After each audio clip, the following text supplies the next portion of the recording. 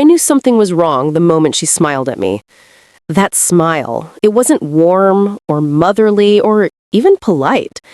It was the kind of smile people use when they've already decided the ending of a story and they're just waiting for you to catch up. I remembered the day clearly. I had just come home from the hospital, cradling my newborn daughter, Amina, in my arms. The house still smelled faintly of the lavender oil my husband, David, used to help me sleep during the last weeks of pregnancy. My body felt soft and bruised from childbirth, but my heart felt full. And then she appeared in the doorway. My mother-in-law, Agnes. She'd come over to check on the baby, but the way her eyes drifted from the swaddled bundle in my arms to the envelope peeking out of my purse, something in me tightened. Her smile widened too much, too bright, too knowing. "Welcome home, dear," she said, her tone syrupy sweet. "Give her to me. You look tired." I hesitated, just for a second.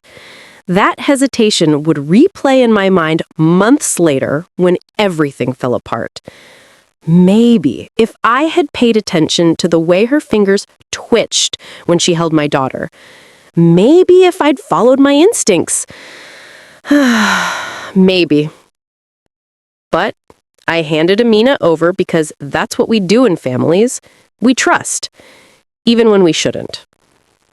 Agnes hummed softly as she rocked the baby. Her eyes not really on her, more on me.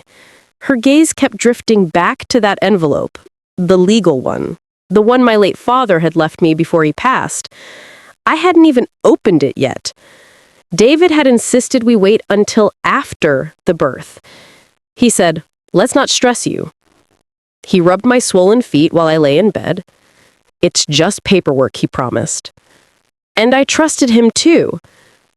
Back then, everything felt almost perfect. Our marriage wasn't perfect, no, but it was steady. He was attentive, always checking if I needed water, always adjusting the pillows behind my back when the cramps got bad. We lived in a small but cozy home. Sunlight spilled into our kitchen every morning, warming the old wooden table we'd bought secondhand and polished together. The floor creaked in the hallway, and the bathroom window always stuck when it rained.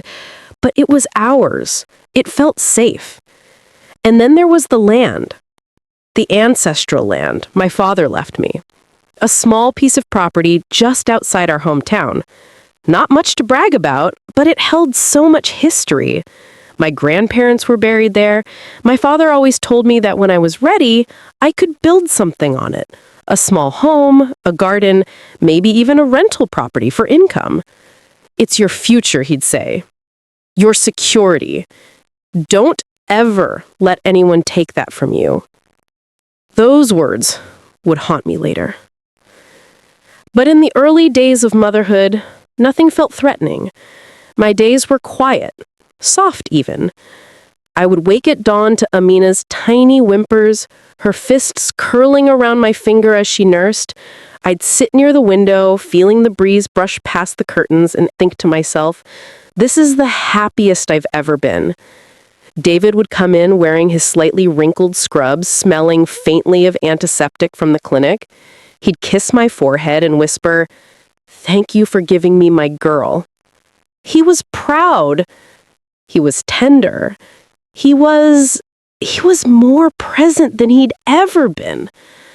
But Agnes, she shifted. Before the baby, she'd been distant, cold even. She never liked me. She said it in careful, polite ways. My cooking wasn't traditional enough. My dresses were too simple. I didn't carry myself like a wife.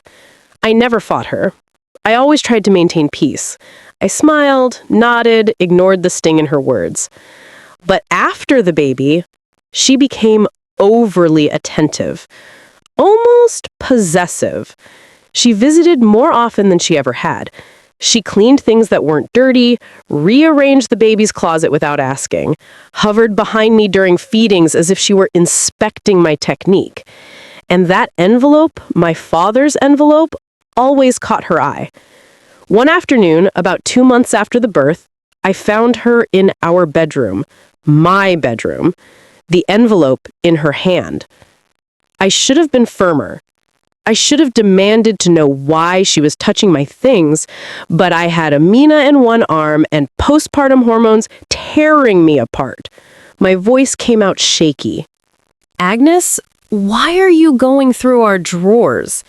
She placed the envelope down slowly, like she was doing me a favor. "I was helping you clean," she said, her tone flat, her expression unreadable. I swallowed, gently shifting Amina to my other shoulder. "That doesn't give you the right to touch that." Her lips curled slightly, a hint of irritation breaking through her calm facade. "You're too emotional these days," she said softly. "New mothers, they imagine things. Let me help you before you stress yourself into sickness." I felt heat rise in my cheeks. "I'm not imagining anything. You need to respect my privacy." Her eyes hardened just for a moment, but she masked it quickly. "Your family," she said with a fake smile, "and family shares." It unsettled me, enough that I moved the envelope to a locked drawer that same night. But in the chaos of new motherhood, I didn't read it. I told myself I'd get to it when the sleepless nights eased. Weeks passed. Life found a rhythm again. Agnes came and went. Sometimes helpful, sometimes intrusive, always watching. Then something shifted. One night, after feeding the baby, I overheard Agnes and David whispering in the kitchen. Their voices were low, tense. "She doesn't need to know," Agnes murmured. "She'll find out eventually," David whispered back. "Not if you handle it properly." That was the first time I felt the cold edge of fear. Not panic, just a slow, creeping awareness that something was moving underneath the surface of my life, something I couldn't yet see. I didn't confront them. I convinced myself I was hearing things wrong.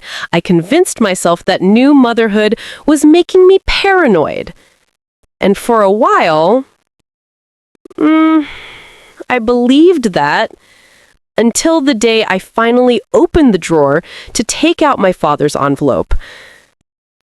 And it was gone. Vanished. Not misplaced, not lost. Gone. I stood frozen, my hand still inside the empty drawer, my breath caught in my throat. A quiet dread settled in my chest, heavy and dense.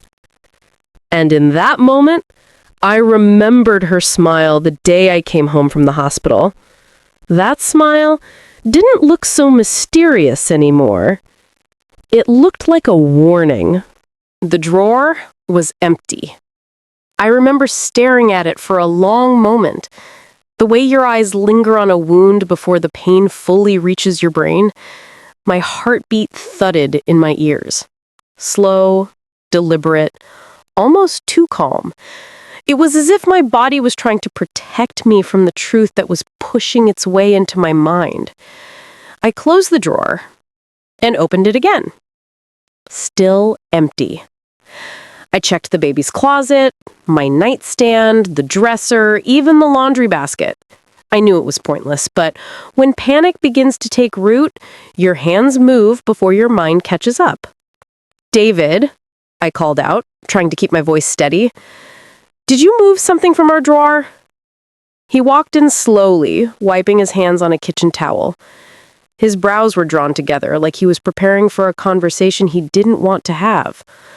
"What drawer?" he asked, too casually. "The one by the bed. My father's envelope. It's missing." His jaw flexed. Not a big movement, but enough for a wife to notice. "You probably put it somewhere else," he said. "You've been exhausted.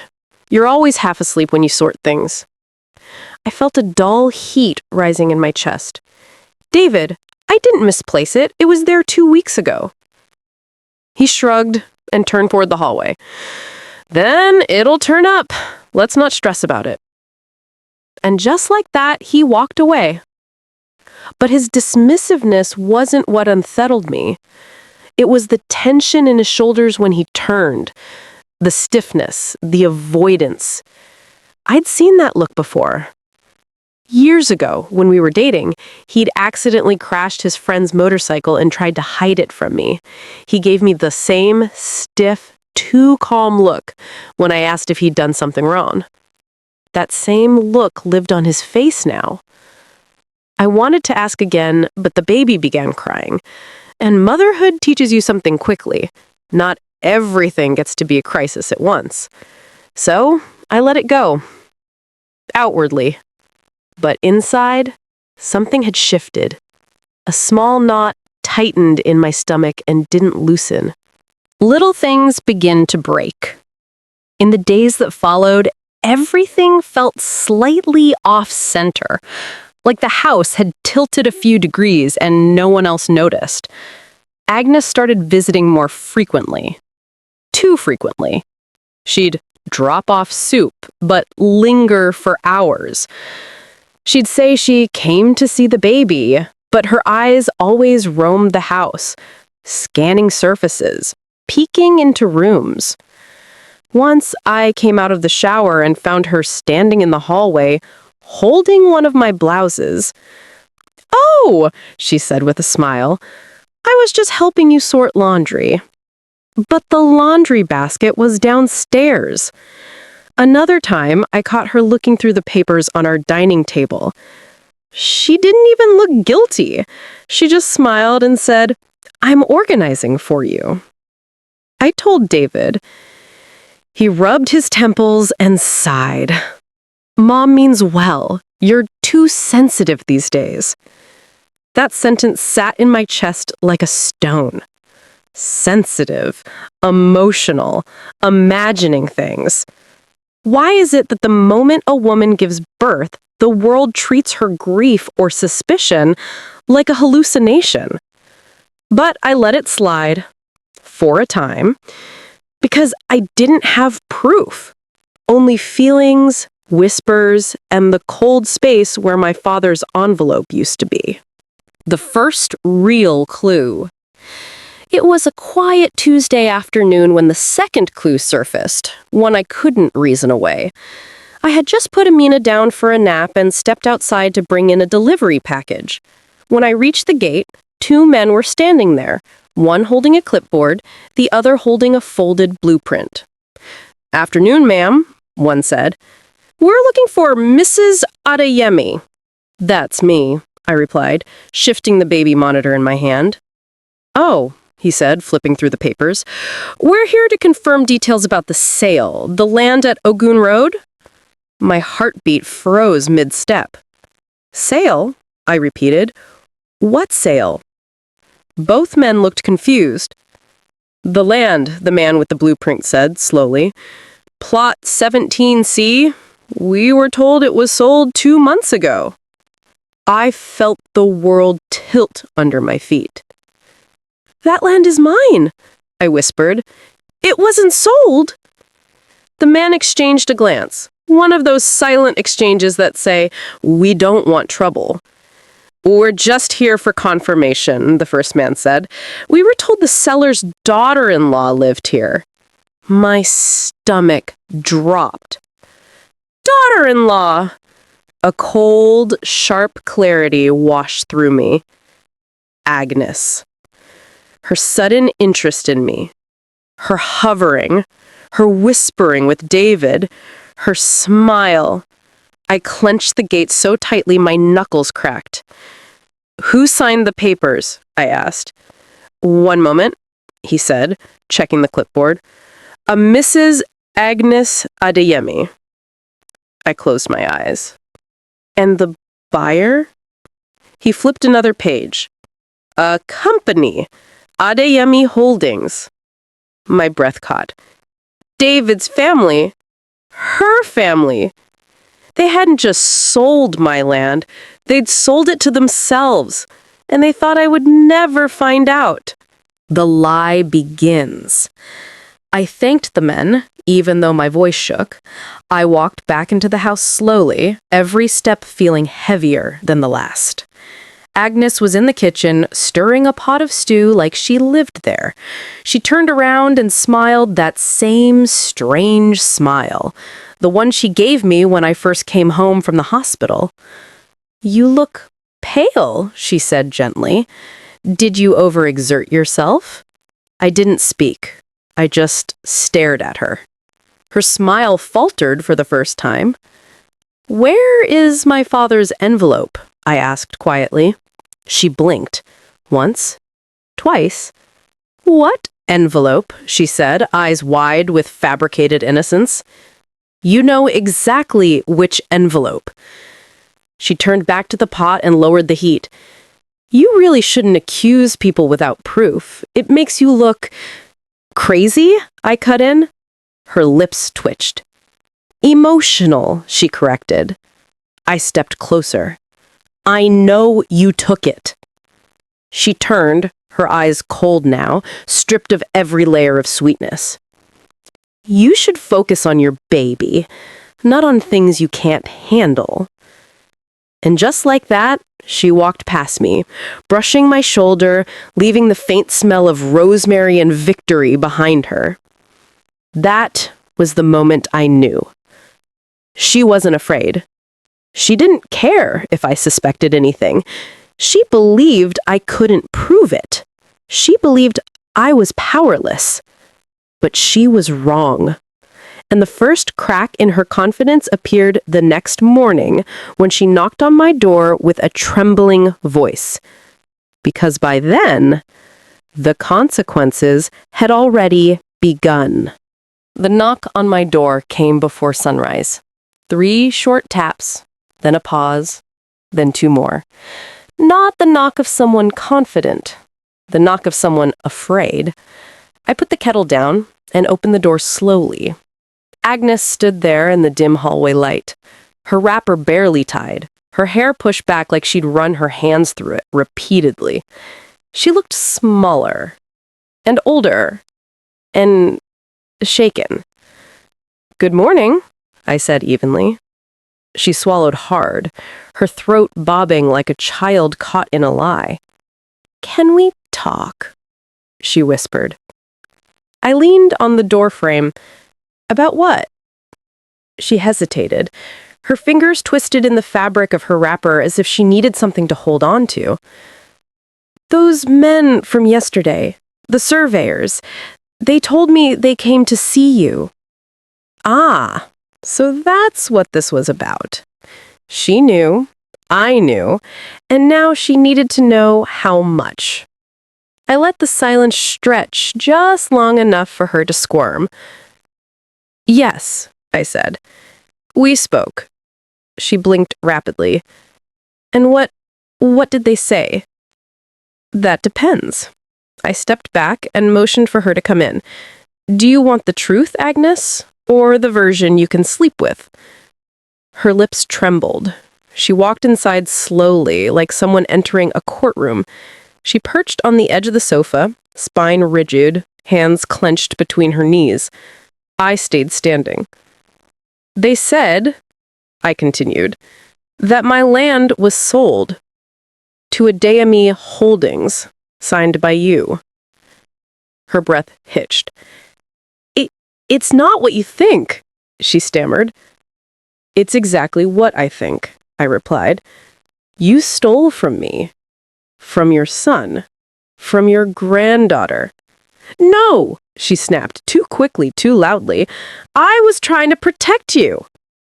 That made me laugh, soft, humorless, tired. Protect me? By taking everything my father left me? She shot to her feet, pacing now, her wrapper swishing against the tile. "You were vulnerable," she shouted. "You'd just given birth. You weren't thinking clearly. Anyone could have taken advantage of you." "Anyone like you?" I asked. She flinched. You don't understand, she hissed. Your father didn't leave you anything stable. That land was useless. I was trying to keep it from becoming a burden. A burden? That word echoed in my skull. My father worked his whole life so I'd never be at someone else's mercy. He built houses with his bare hands, carried cement bags in the rain, saved every spare naira. Useless? Burden? I felt something inside me harden. You sold my land to your own family company? At a price I'm sure was very convenient? She didn't deny it. Her silence was confession. The house shifts. That morning changed everything, though no one admitted it openly. Agnes moved through the house like a woman waiting for a verdict. David acted like nothing had happened, which was somehow worse. I watched him carefully that day. I watched the way he wouldn't meet my eyes, how he lingered near his phone, how his shoulders tensed whenever I walked into a room. He knew. Maybe not the details, not the how or the when, but he knew something was wrong. And still he said nothing. By afternoon, my anger grew teeth. When he came home from work, placing his briefcase gently by the door like he always did, I said, "Your mother needs to tell you something." He froze. Slowly, too slowly, he turned toward her. Agnes straightened her wrapper. "Now is not the time." "Yes," I cut in. "Now is exactly the time." He looked between us, once at me, once at her. "What's going on?" She opened her mouth, closed it, then looked at the floor. My chest tightened. "She sold my father's land," I said plainly, "to your family company, without my knowledge, without my consent." The room went very, very still. David's face drained of color. "She what?" Agnes lifted her chin, defiant now. "I did what needed to be done for this family." "By stealing from my wife?" he whispered. "You're ungrateful, both of you. I have carried this family on my back for decades. Everything we have, everything you have," he corrected, voice low and trembling. "You just risked because of greed." Her mouth fell open. She wasn't used to him talking like that. I don't think either of them were. He turned to me. "I didn't know," he said softly. I swear, I would never let her do that. I'll fix it." I watched him for a long moment. The thing about trust is simple. Once it cracks, no amount of glue can make it invisible again. "Fix it," I said. And then I walked upstairs with the baby, leaving them in the storm they created. Night cracks open. I didn't sleep that night.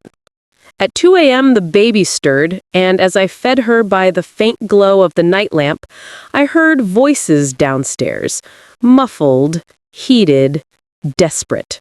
David and his mother. Should have told me. She wasn't ready.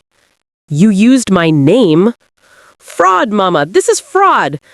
"You think she won't use this against us?" "My son, I did it for you." The last sentence hit me like a slap. She didn't do it for him. She did it because she believed the family name entitled her to anything she could reach. By morning, she was gone. No goodbye, no explanation, no apology. Just a hastily packed bag, a wet towel left on the bathroom floor, and the lingering scent of her night cream. David was silent all morning. He burned the toast. He misplaced his keys twice. He kept rubbing the back of his neck like he was trying to hold himself together. But he never asked me what I planned to do next. That, more than anything, told me he knew the gravity of what had happened. The call that changed everything. 3 days passed. 3 days of quiet tension, of polite conversations that carried the weight of unspoken truth. On the fourth day, my phone rang. An unknown number. Normally, I'd ignore it, but something told me to pick up. "Hello?" I said cautiously. A deep male voice replied, "Madame, this is Inspector Idris from the State Property Fraud Unit. We received a report about a suspicious land transaction connected to your name." My breath caught. A report. Not made by me. "Report from who?" I asked, heart pounding. He said, "A young man from Adeyemi Holdings. He claims he was forced to process documents under duress. He says he wants to clear his conscience." I felt my blood turn cold. "Madame," the inspector continued, "we will need to speak with you, and with your husband, and with his mother." I sank into a chair. This was no longer a family issue, no longer a fight over an envelope, no longer a private betrayal. This was legal. This was public. This was dangerous. And this was only the beginning. Inspector Idris didn't sound like a man who dealt in half-truths. His voice was calm in that way people get when they're about to shake your whole world loose from its hinges. After we ended the call, I sat there for a long time, my thumb still resting lightly against the phone screen, my breath refusing to settle. For months, I had swallowed my suspicions in silence. For weeks, I had tried to make sense of my mother-in-law's sudden hostility. For days, I'd brushed off my father's voice in my head, telling me to look deeper. But now the truth stood in front of me wearing a police badge, knocking softly on the walls of my denial. I went upstairs. David sat on the edge of the bed, elbows on his knees, staring at his palms like he expected answers to be etched into them. The baby slept in her cot, her tiny chest rising and falling with the softness of someone who has never known betrayal. "David," I said quietly, closing the bedroom door. "The police called." He lifted his head slowly. The shadow under his eyes was darker than I had ever seen it. What did they say?" "They received a report about the land." I held his gaze. "From someone in your family's company." His eyes closed, just for a moment. Oh, God. "They want to talk to us," I said. He stood abruptly and began pacing, one hand on his waist, the other pressed against his forehead. "I can explain," he started. I waited. He inhaled sharply. "My cousin, Kunle, he's the one who signed off the final papers. He's been nervous for weeks. He told me Mama pressured him, said it was family business and he shouldn't ask questions." "And now," I said, "now he's scared enough to call the police." David sank onto the bed, his shoulders collapsing forward. I should have stopped this earlier. I watched him carefully. "Did you know she was going to sell it?" He shook his head quickly. Too quickly. But then his voice softened. "I knew she was considering it." There it was, the crack in the truth. I sat beside him, not close enough to comfort him, just close enough to feel the weight of the moment. "And you didn't tell me." He rubbed his face with both hands, exhaling shakily. "I thought she wouldn't actually do it. I thought she was bluffing. I thought if I ignored it, she'd drop the idea." Ignoring a fire doesn't make it stop burning. It only lets the house burn down quietly. I looked at my husband and realized something. He wasn't malicious. He wasn't greedy. He was weak where he should have been strong. And weakness in marriage is a kind of betrayal all its own. The first visit. The next morning, Inspector Idris came to the house. He wore plain clothes, but there was no mistaking his presence. His eyes were sharp, observant. He noticed everything. The baby toy scattered on the rug, the half-open curtains, the untouched cups on the dining table. He sat across from us with a small black notebook. "Thank you for meeting with me," he began. "I want to be clear. We are not accusing you of anything yet, but the transaction involving Madame's inherited land raises questions." I nodded slowly. He asked for details.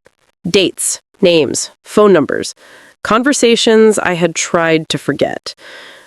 When he reached the part about the missing envelope, he leaned forward. "You are sure the envelope was in your possession before your baby was born?" "Yes," I said. "And someone took it." He turned to David. "Were you aware of any documents being taken from your room?" David shook his head, but Inspector Idris didn't look convinced. "And your mother?" he asked gently. David's jaw tightened. "She had a key." That note of shame in his voice, quiet, reluctant, wounded, told the inspector everything he needed to know. "What about now?" the inspector asked. "Where is she?" David swallowed. "She left town." Inspector Idris scribbled something. "Run or hide, it's the same thing in eyes like mine." Then he stood. "We'll be in touch, but let me advise you, this case is bigger than family disagreement. There are forged documents involved, unregistered transfers, financial fraud." He paused. "If I were you, I'd prepare." Prepare. As if I hadn't been preparing my whole life for someone to test my father's legacy. The community learns the truth. Things spread quickly in our neighborhood. Suspicion travels faster than wind. By the weekend, people whispered when we passed. Not cruelly, not mockingly. Pity, curiosity, concern. Mrs. Benson from across the street brought soup for the baby, but her eyes kept drifting to my face. Mr. Danjuma asked David if he needed a lawyer friend, which was his polite way of asking if we were in trouble. And the worst, absolutely the worst, was when my former work colleague, BC, hugged me tightly at the grocery store and whispered, "I heard what your mother-in-law did. You didn't deserve that, my sister." I stood there, frozen, a basket full of tomatoes and onions in my hands, feeling exposed in a way I had never felt before. Family matters are never truly private, not in a community where doors don't stay closed for long. By the time I got home, something inside me had shifted. No more hiding, no more hoping things would magically resolve, no more waiting for someone else to defend what my father gave his life to build. If Agnes wanted a battle, then she should have known. I inherited more than land. I inherited my father's spine. The breaking point. That night, David sat on the edge of the bed again. Same spot as before, same posture. Except, this time, he looked like a man unraveling. "She won't answer my calls," he whispered. "My own mother." I studied him. The boy inside him was hurt, but the man inside him was guilty. "What did you expect?" I asked quietly. "You helped her believe she could get away with it." His head snapped up. "I didn't help her." "You didn't stop her," I said. "Sometimes silence is the same thing." He flinched. The baby stirred in her sleep. I adjusted her blanket, smoothing it gently over her small tummy, letting her breathing calm me for a moment. David's voice broke the silence. "What are you going to do?" I turned to him. "I'm going to fight." He pressed his lips together. I don't want to lose you. I shook my head softly. You should have thought about that before you let your mother choose for you. He closed his eyes. I watched him for a long time. My husband, caught between the woman who raised him and the woman he promised to protect.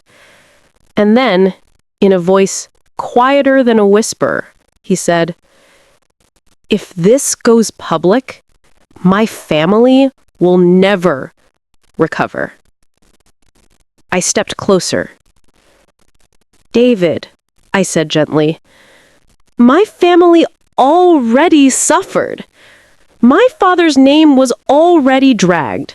My daughter's inheritance was already stolen." I placed my hand on my heart. And I'm done burying pain to make other people comfortable. His shoulders sagged.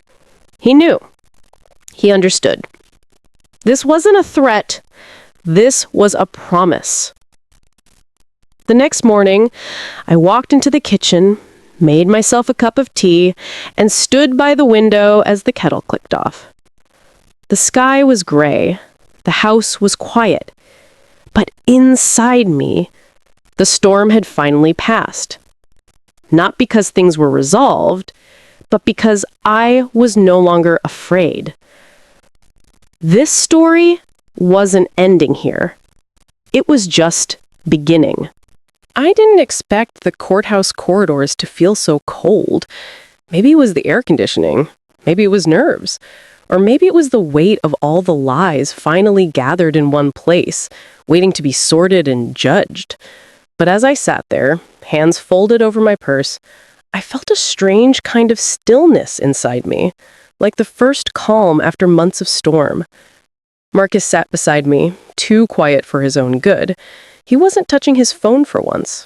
His leg bounced restlessly, his eyes flicking toward the hallway every time footsteps echoed.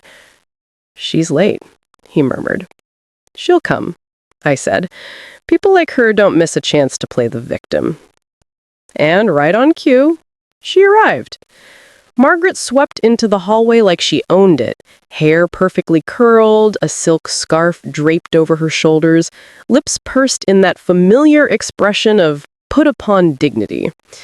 Behind her trailed her sister, Aunt Geraldine, who had always pretended not to know any better. When Margaret saw us, she paused, placed a hand on her chest, and whispered, loud enough to echo, "Lord, give me strength. I cannot believe she would drag family into court like this." I almost laughed.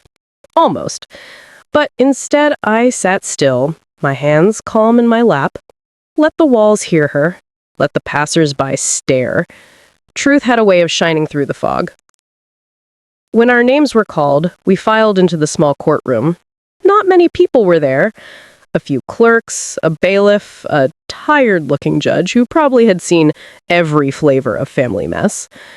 But to me, those simple wooden benches felt like an audience, a stage where masks would fall. My attorney, Miss Ray, sat on one side of me.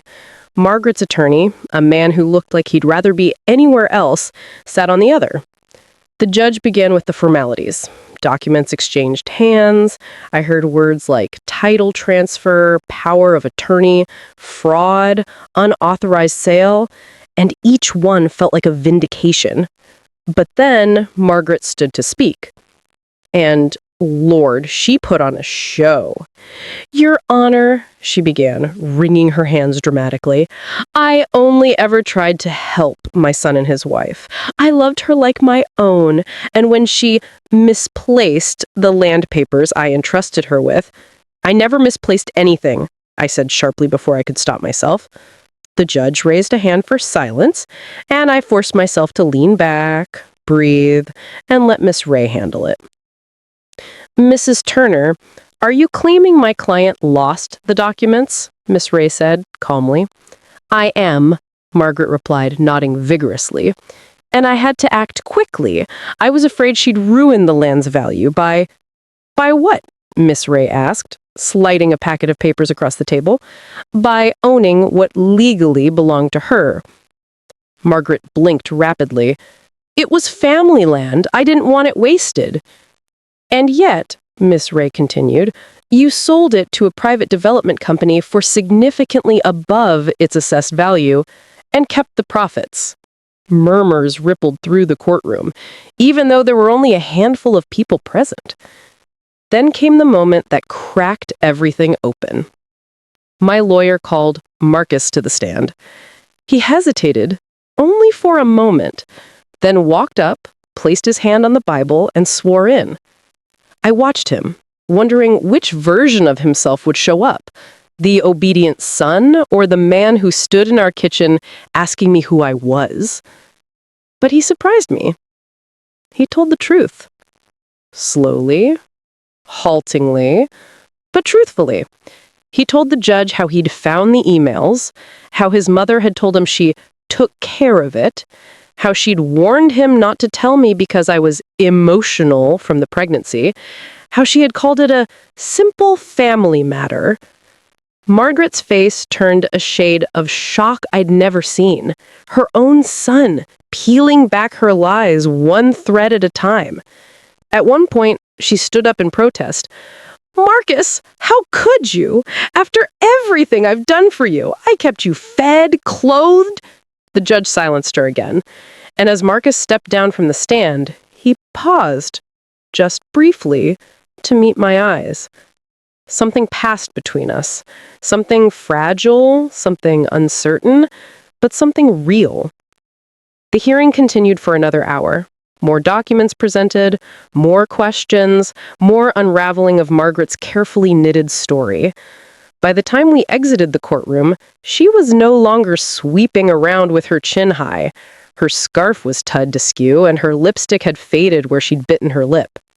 Outside, a group of her church friends, the same women she always bragged to, the same ones she told that I was irresponsible, were waiting. I didn't know they'd been following the case, but they had, and the looks on their faces, pity mixed with disappointment, told me more than words. One of them, Sister Claudia, approached me gently. I didn't know. We all thought, we thought you'd mishandled things. I nodded. That was the intention. She sighed deeply. She shouldn't have done that to you. To her own grandbaby's mother. Behind her, Margaret froze, the humiliation settling on her shoulders like a heavy cloak. Even her sister, Aunt Geraldine, stepped back from her. Margaret, you lied. You dragged all of us into this mess for nothing. Margaret shook her head, arms crossed defensively. I was protecting family.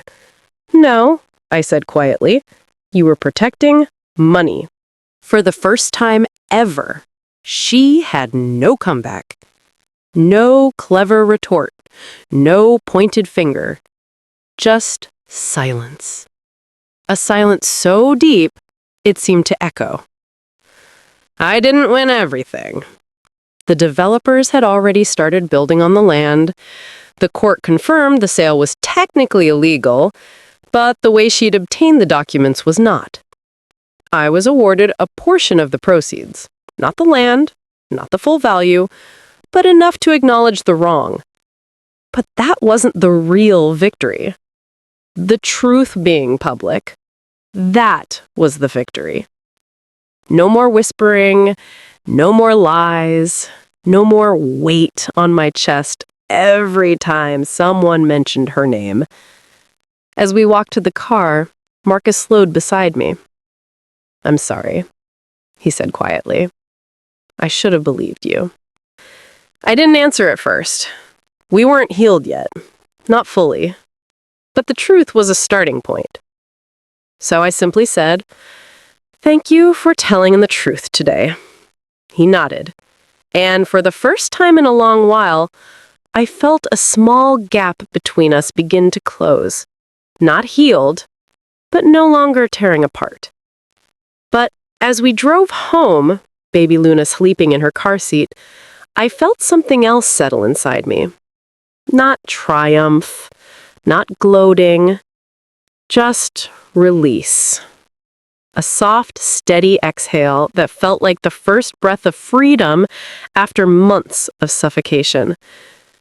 Justice wasn't perfect, but dignity reclaimed?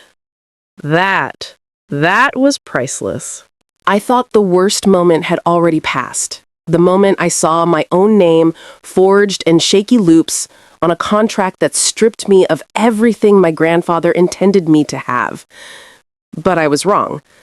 The worst moment was watching my mother-in-law walk into the community mediation hall with her chin lifted so high you'd think I was the thief.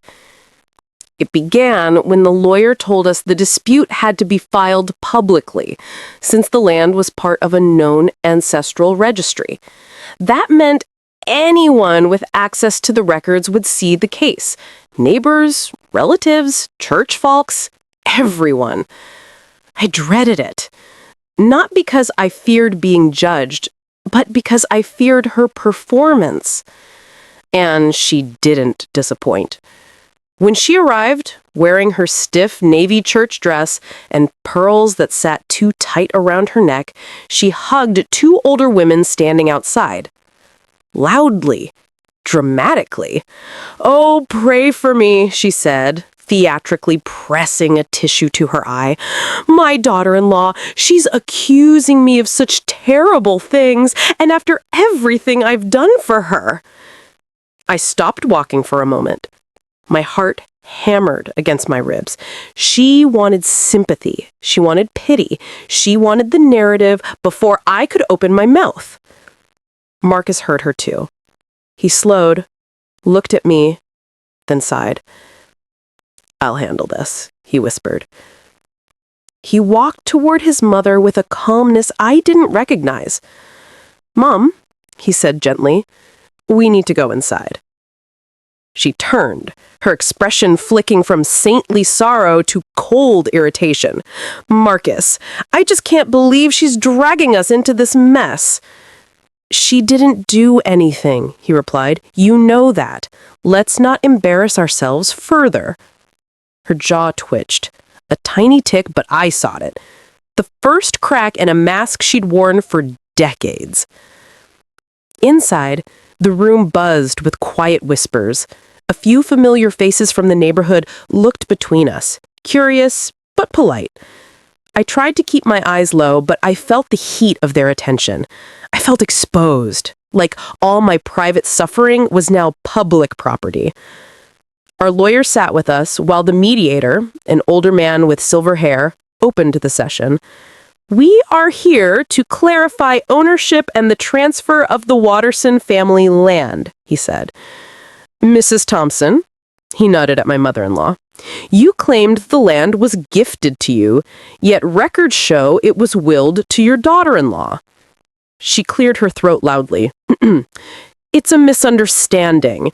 My daughter-in-law told me she didn't want the land while she was pregnant. She said she had too much going on. I took care of the sale for her." I felt my nails dig into my palm. "I never said that," I replied quietly. She turned to me, eyes wide with faux innocence. "Yes, you did. Remember? You were overwhelmed. You couldn't handle decisions." Marcus leaned forward. "Mom, stop." The mediator shuffled papers. "Mrs. Thompson, this document states that you claimed to act with power of attorney. You don't have power of attorney over your daughter-in-law. And her signature, well, the expert report indicates it's not hers." He said it neutrally, as if announcing the weather. But the words hit the room like thunder.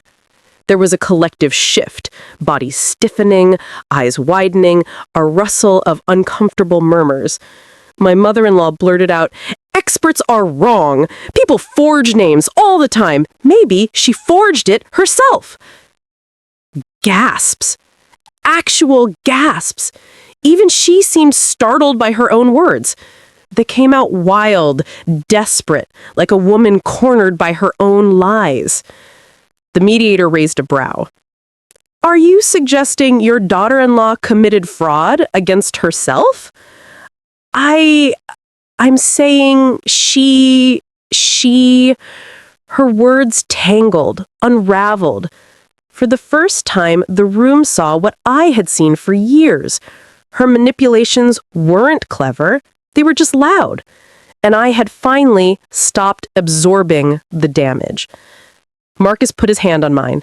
"Mom," he said quietly, "this is done." But she wasn't finished. She stood abruptly, pointing a trembling finger at me. "If you had been a good wife, none of this would have happened. I did everything for this family, and you repay me by dragging us to court? You're ungrateful. A real daughter would never—" My voice cut through hers. Calm, but firm. "I'm not your daughter, and you never treated me like one." Silence. The mediator cleared his throat. "Mrs. Thompson, please sit. You're weakening your own case." But she didn't sit. She left. Stormed out, actually, pushing past the startled people at the door. And with that, the session ended. Not officially, but symbolically. She had forfeited her dignity trying to protect her lie. As we stepped outside, two women who had hugged her earlier approached me hesitantly. "We didn't know," one whispered. "She made it sound like, well, like you were stealing." I nodded softly. "I know." "We're sorry," the other added. "You didn't deserve that." Their words warmed me, not because I needed validation, but because the truth was finally starting to unfurl out loud, not just in my home, but in the world around us. That night, Marcus and I sat at the dining table after the baby was asleep. The lamp cast a warm glow across the room, softening the edges of everything. "I'm sorry," he whispered. "I should have seen it sooner." I shook my head.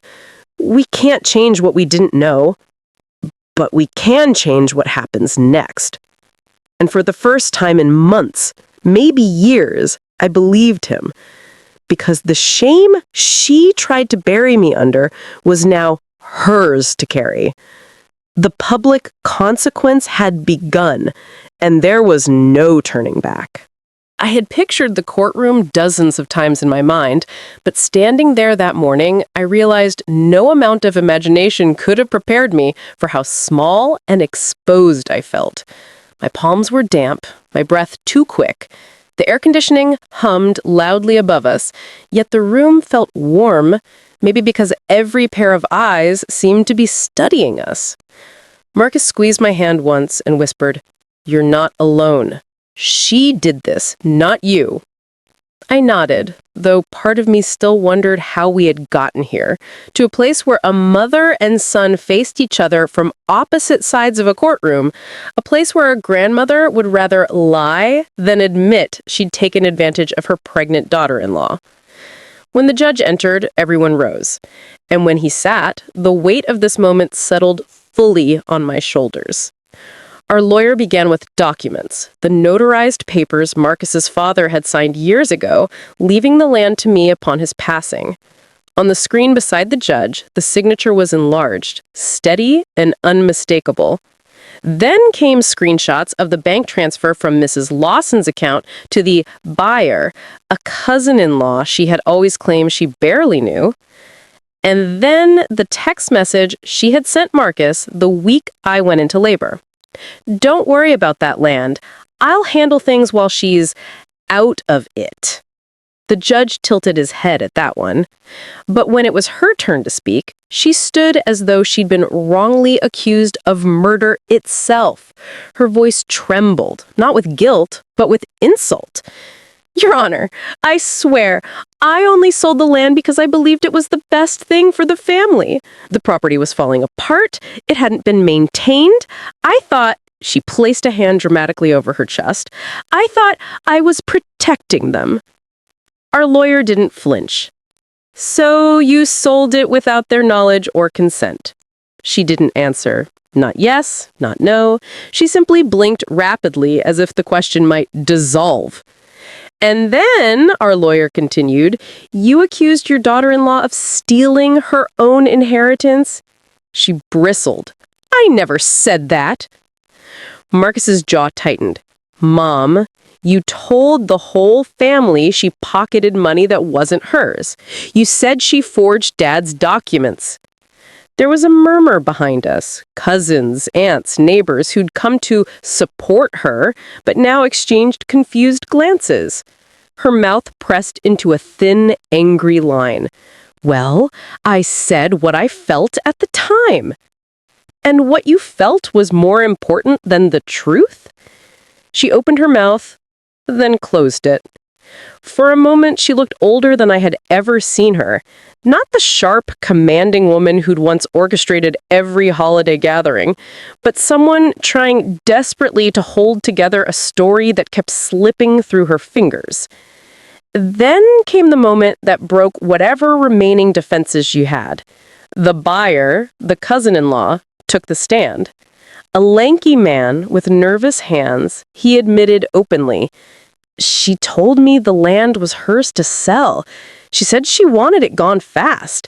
I only bought it because she insisted she'd buy it back later after some family issues settled. The courtroom fell silent.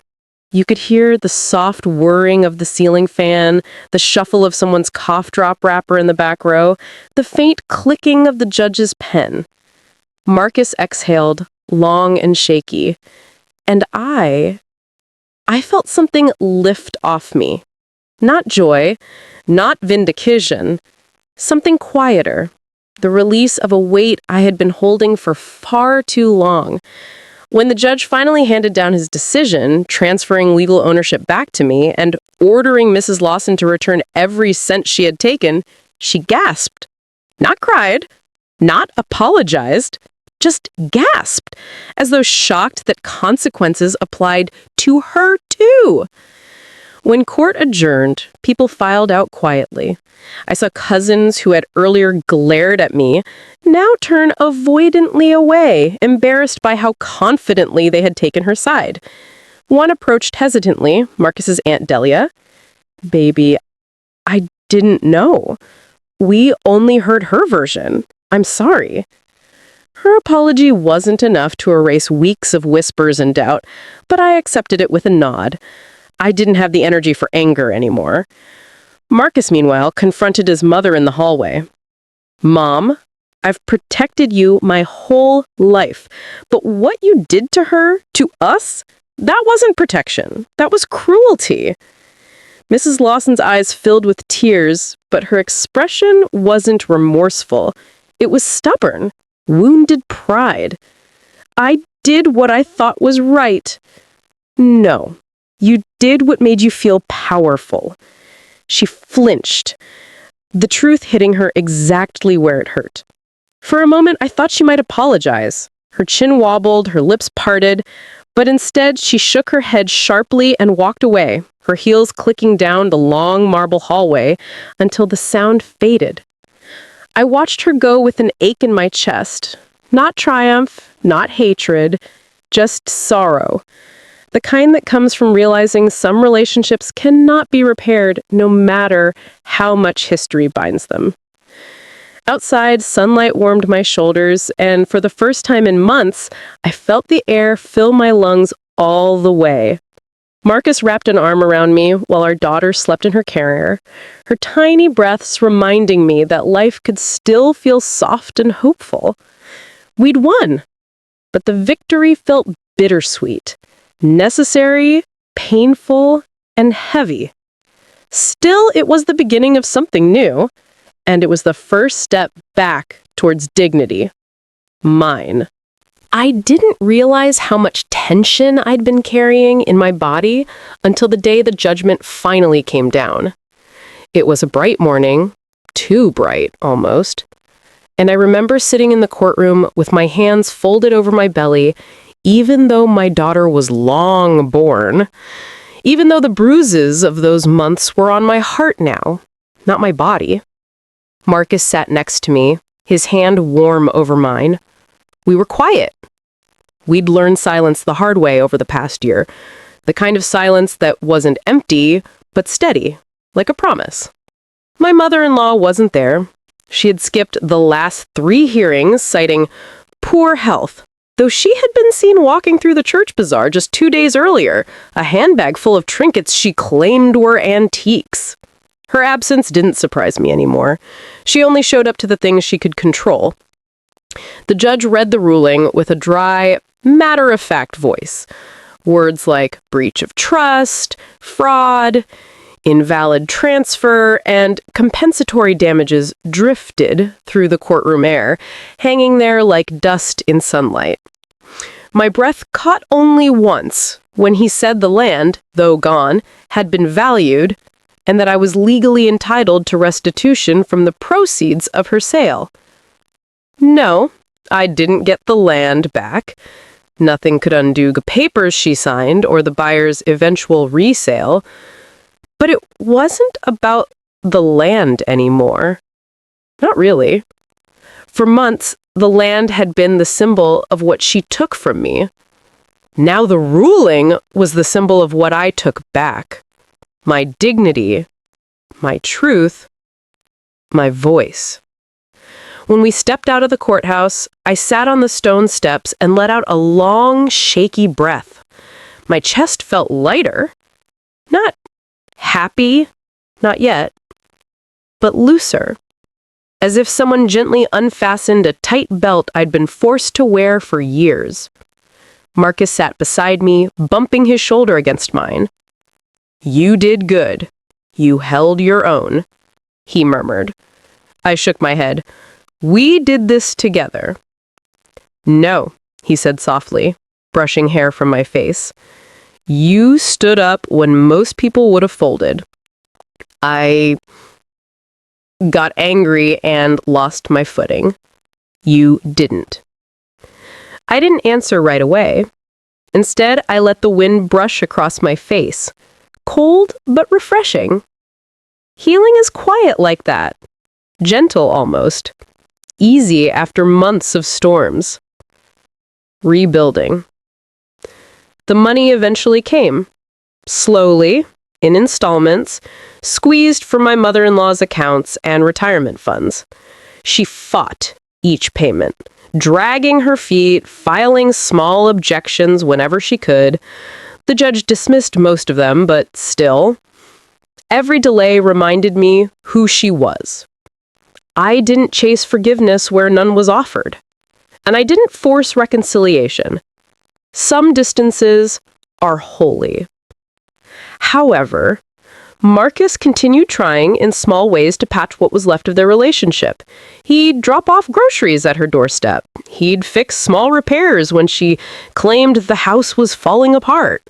He'd send her pictures of the baby, though she never responded.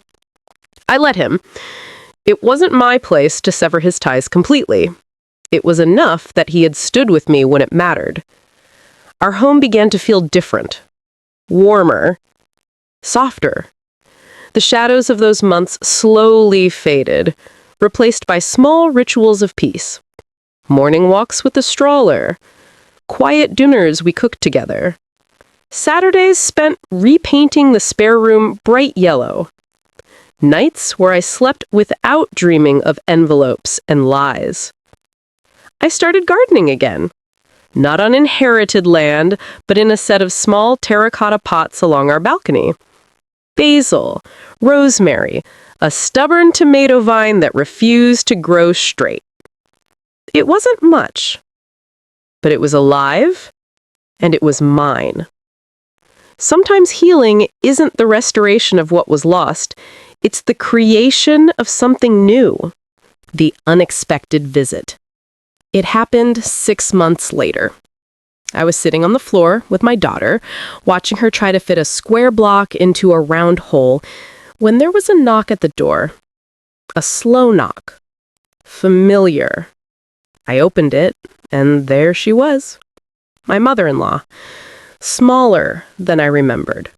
Her hair uncombed, her lips pressed into a thin, pinched line. She didn't look sick, but she looked worn. Time has a way of catching up with people who run from truth. I need to see my son, she said, not looking directly at me. He's at work. Her gaze drifted past me toward the living room, where the baby squealed, banging her toy against the floor. I'd brought something. She lifted a small grocery bag, the kind with 2 cans and a loaf of bread. A peace offering, maybe? Or an excuse? I waited. I didn't move to take it. She cleared her throat. I didn't come for trouble. For the first time, her voice shook. I'm old, and things don't feel right. I can't sleep. I don't feel settled. She still didn't say sorry. Not outright. But something in her posture, slumped, unsure, almost frightened, told me this was her version of an apology. A cracked, incomplete attempt, but an attempt. I didn't invite her in. I didn't slam the door either. I simply said, "When Marcus gets home, I'll tell him you stopped by." She nodded once, then shuckled backward. Before leaving, she paused, turning slightly. "You were always a good girl," she said, her eyes lowered. I knew that. Then she walked away. And strangely, I didn't feel anger or triumph or resentment. I felt closure. Some stories don't end in apologies or perfect reckonings. Sometimes they end in acceptance. Acceptance that hurt happened. Acceptance that justice came. Acceptance that peace, even fractured, is still peace. A new beginning. A year after the ruling, we bought a small plot of land of our own. Not inherited, not tied to anyone's control. A patch of earth where the soil smelled rich after rain and where wildflowers grew without permission. I stood in that open space with my daughter toddling beside me, her hands covered in dirt, her laughter drifting through the air like a small, bright prayer. This was the life I chose. This was the life I built. My mother-in-law never accepted full responsibility. People like her rarely do. But she stayed away, except for occasional short visits Marcus supervised. Polite, distant, manageable. And that was enough. Because healing, I realized, didn't require her participation. It only required me to stop letting her define the story. The land she sold was gone forever. But the woman she tried to break, she stood taller than ever. When our case was finally called, the bailiff's voice echoed across the room like someone dropping a metal pan in a quiet kitchen. Case number 24C1192, Turner versus Turner. My legs felt weak as I stood, not because I doubted myself, but because after months of lies, months of tears, months of being made small, the truth was finally stepping into the light. Diana sat at the defendant's table with her lawyer, calm as a saint, her hands folded politely in front of her as if she were attending Sunday service. Terry sat behind her, looking restless, chewing the inside of his cheek. He kept glancing toward me, then back at her, unsure who he should be loyal to. I didn't look at either of them. I kept my eyes on the judge. "Ms. Turner," the judge said, nodding at me gently, "your counsel may begin." My lawyer stood, measured, steady, confident. A woman who knew how to slice through lies like warm bread. "Your Honor," she said, "this is a simple case disguised by complicated emotions. My client inherited property from her late grandmother. She has documentation showing the land was gifted to her directly. However, without her knowledge, without her consent, and during a vulnerable period when she was recovering from childbirth, her mother-in-law sold that land, forged signatures, and pocketed the profits." Her voice didn't rise. It didn't need to. Today, we will show evidence that my client's signature was copied from an old school employment form. We will show checks payable to the defendant, and we will introduce original property documents that the defendant attempted to hide. A quiet murmur rippled through the courtroom. Behind me, I could hear someone whisper, the kind of sound older folks make when they know someone's lies are about to be laid bare. Diana shifted in her seat, but she lifted her chin, still trying to look serene. My lawyer continued, and finally, we will present the email Mr. Turner forwarded to my client last month in which the defendant admits to selling the property because, quote, my son needed the money more than you, and you didn't really earn that land. The judge raised his eyebrows. Diana stiffened. Terry buried his hands in his hands. Her lawyer rose. Your Honor, my client was under the impression that the land was a shared marital asset. No, the judge said sharply. We will hear arguments after evidence. My turn on the stand came faster than I expected. I stood, placed my hand on the Bible, and swore to tell the truth, even though truth was all I'd been begging someone to see for months. Sitting in the witness chair, facing the courtroom, I felt an odd sense of calm wash over me. My lawyer began softly. Please tell the court what happened during your pregnancy. I told them about the threats, the emails, the manipulation. I told them about being accused of stealing my own documents. I told them how the envelope disappeared the night Diana, quote, took trash out. I told them about postpartum exhaustion and recovering from an emergency delivery while trying to hold my marriage together with trembling hands. As I spoke, I didn't cry. I didn't dramatize. I just told the truth, plain and simple. The judge listened with a face like carved stone. When my lawyer held up the forged form, laminated for clarity, something inside me tightened. This is your signature, she asked gently. I shook my head. It's a copy. I wrote that signature when I was 23. It's from an employment form at a community center job I had. And you are certain the defendant had access to such forms? Yes. She helped me declutter my office last year. She took old files and said she would shred them. There was another whisper in the court gallery, this one sharper, judgmental. When it was her turn, Diana glided to the stand, shoulders back, a slight tremble in her mouth. Practiced, I thought, rehearsed. Ms. Turner, her lawyer said, did you believe the property was family land? Yes, she said. My son is her husband. They share everything. That land should help their household. I didn't do it for myself. I did it for them. And the money you received? Oh, that. I was reimbursing myself for things, for helping them financially over the years. My lawyer stood. Miss Turner, how much did you sell the land for? She hesitated. 110,000. And how much of that did you reimburse yourself with? All of it, she whispered. So, your son, the one you supposedly did this for, never saw a dime. Diana's face flushed. He would have, eventually. My lawyer let the silence hang. Then she spoke, voice low, deliberate. Ms. Turner, did you forge your daughter-in-law's signature? She twisted her hands, her eyes darted. No, I copied it.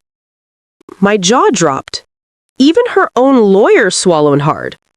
The judge leaned forward. That is the definition of forgery. The courtroom broke into murmurs. Diana then made the mistake that sealed her fate. She turned, pointed at me, and said loudly, she didn't deserve the land. She was barely part of this family. She never listens to me. She never follows tradition.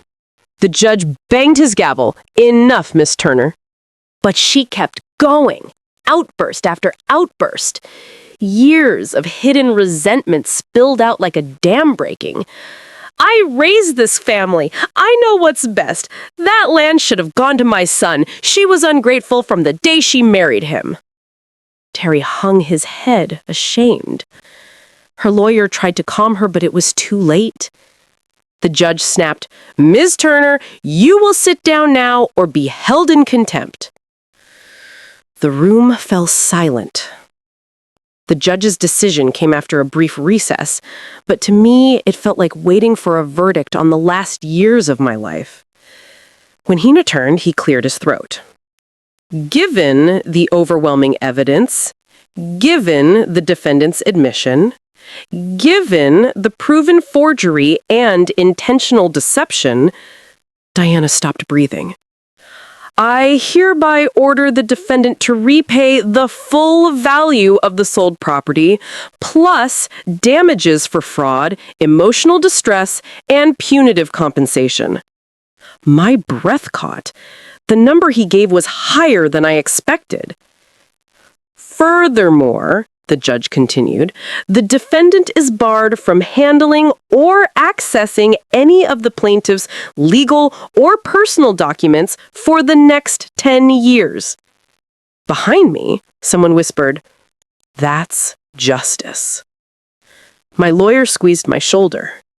But the moment that truly broke me, the moment I knew I was finally free, was when the judge looked directly at Diana and said, "You abused your daughter-in-law's vulnerability, and in this court, we do not reward deceit." Her composure shattered. She crumpled in her seat, finally stripped of the power she'd wielded so carelessly. I didn't feel joy. I didn't feel triumph. I felt release. Like a long, slow breath I'd been holding since the day I saw that empty envelope in my office. Outside the courtroom, Terry approached me carefully. I'm so sorry," he whispered. "Sorry can't fix what your silence allowed," I replied softly. He nodded, tears gathering in his eyes. "I know." But knowing wasn't always enough. I used to think that the worst thing a person could feel was grief. But sitting in that courtroom hallway after everything came out, I learned there is something heavier than grief. It's the silence that follows the truth. The kind that doesn't comfort, it judges. The hearing had ended only 20 minutes before, but people were still whispering about us, not loudly, not meanly, but in that way people do when they've just witnessed a scandal unravel in real time. Lawyers walked past with quiet nods. A woman across from me offered a sympathetic look, holding her handbag like she wasn't sure whether to approach or give me space. I didn't need sympathy. I needed air. I stepped outside, past the heavy double doors, into the sharp bite of a late autumn afternoon. The wind carried that faint smell of asphalt and old leaves, the kind that reminds you winter is near. Behind me, I heard footsteps. "Lila," Mark called softly. I didn't turn, not at first. I wasn't ready to see whatever expression was on his face. Guilt, shock, confusion, maybe all of it at once. When he stood beside me, he didn't say anything. For the first time since I met him, Mark looked small, humbled, like something in him had finally cracked. We watched a group of pigeons scatter across the courthouse steps. After a long moment, he whispered, "I didn't know she lied, that she forged those documents." He sounded terrified to admit it. Normally, the quieter his voice, the more defensive he was, but not today. Today, he sounded like a man confronting the wreckage of his own denial. I finally turned toward him. His eyes were red, his jaw slack. He looked older than he had that morning. "You didn't want to know," I said, and it wasn't an accusation, just the truth finally spoken aloud between us. He flinched. That was how I knew it landed. I trusted what made sense. My mother, she's always been convincing, manipulative, demanding, and you learn to survive by believing her first. He stared at the ground like it might swallow him whole. "I'm sorry," he said. And I realized I had never heard him say those words without sounding defensive or irritated. This one came out of him raw, unpolished, honest. "Sorry isn't the end of this," I told him gently, "but it's a place to start." He nodded once. He didn't try to touch me. He didn't try to excuse her. He just let the weight of his mother's deception settle between us. Before either of us could speak again, the courthouse doors opened. People spilled out. And then, her. Margaret. She didn't look triumphant anymore. Her hair, normally curled and sprayed into place, hung limp in the humidity. Her face was pale, not angry, not spiteful, just shocked, like someone who walked into her own reflection and didn't recognize the person staring back. She froze when she saw us. For a moment, the three of us stood in this suspended silence, bound together by years of unspoken tension and one afternoon of unveiled truth.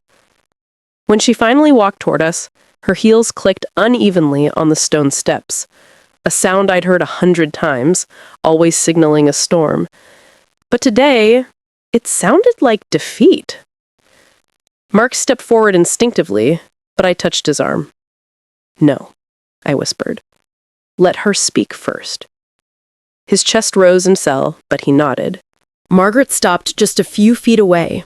Her eyes flicked to me, then to her son. For a long moment, she didn't blink. And then she said, "You think I'm the only one who's ever tried to protect this family?" Her voice was shaking. Not with anger, but with something closer to panic. Mark swallowed hard. "Mom? Protecting? You lied. You stole from her." She closed her eyes, pressing her fingers to her forehead like she could hold everything together by force. "I did what I had to do," she whispered. "That land, your grandmother wanted it to stay in the family." "It was in the family," Mark shot back. "It was given to Leela. You knew that." Her lips tightened. "Your father, he made a mistake giving her control of something so important. She didn't understand the history, the responsibility." Responsibility. That word again. I felt something hot rise in my chest. Not rage, but clarity. "Your responsibility," I said softly. "Not his, not mine. You wanted it because you couldn't stand the idea that something might exist in this family that wasn't yours to control." She stiffened. Her eyes darted around, like she was checking to make sure no one she knew was watching. "I didn't steal anything," she said louder, desperation creeping into her tone. I was trying to fix a mistake. That land wasn't worth what you thought. I got a fair deal. You forged Dad's signature." Her mouth snapped shut. The sunlight caught the side of her face then, highlighting the tremor in her jaw. Her mask, the one she'd worn proudly for decades, was cracking. "You don't understand," she finally whispered. "I did what I had to. For the family. For you." "For me?" Mark's voice broke on the last word. "Or for you?" She didn't answer. She didn't have to. Mark exhaled, like a balloon losing air, and for the first time since I'd known him, he didn't run to cushion her guilt. He didn't reach for her shoulder. He didn't soften. He stepped back. Just one step, but it was enough. Margaret's eyes filled with something I had never seen in her before. Not anger, not entitlement, but fear. "You're choosing her over me," she whispered. Mark shook his head slowly. "I'm choosing the truth." For a moment, the wind went still.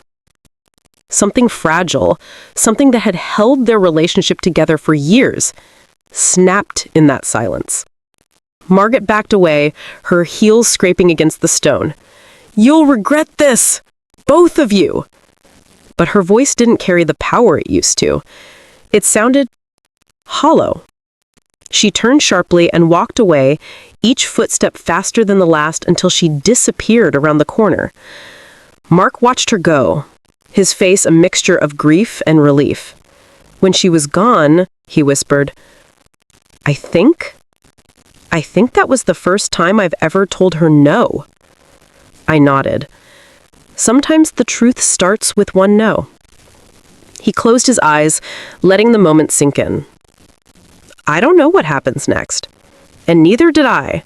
But for the first time in months, maybe years, the uncertainty didn't frighten me. It felt like the beginning of a life where the truth finally mattered. Where my voice mattered. Where justice wasn't just something other people got to experience. Mark opened his eyes and looked at me. Can we go home? Together? I paused. Then I reached for his hand, gently, cautiously, and squeezed. Yes, I said, but home has to be different now, for all of us. He nodded, and for the first time in a long time, I believed him. We walked down the courthouse steps slowly, side by side, with the weight of truth behind us and something resembling hope stretching quietly ahead.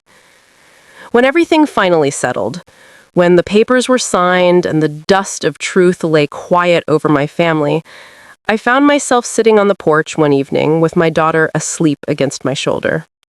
The sun was dipping low, soft orange brushing the tops of the trees, and for the first time in a long while, my chest felt light. Not because justice came easily, it didn't. Not because I got everything back, I didn't. And certainly not because the people who hurt me apologized. Most of them never did. But peace is something you build with your own hands.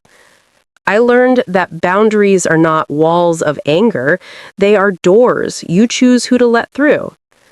I learned that family isn't defined by blood, but by the ones who stand beside you when the truth comes crashing down. And I learned that a woman doesn't break just because someone tried to take something from her. We bend, we tremble, but we do not break. If you're listening to my story right now, maybe you've been through your own kind of betrayal. Maybe not land or money. Maybe it was trust. Maybe it was your voice. Maybe it was your peace. But hear me when I say this. You are allowed to fight for what's yours. You are allowed to walk away from what hurts you. And you are allowed to start over, even if no one cheers for you when you do. Thank you for listening to my story. If it touched you, if it reminded you of your own strength, tell me in the comments. Would you have taken them to court or walked away and rebuilt your life quietly? And if you want to hear more stories like this, subscribe and support, and stay a while. Your family here.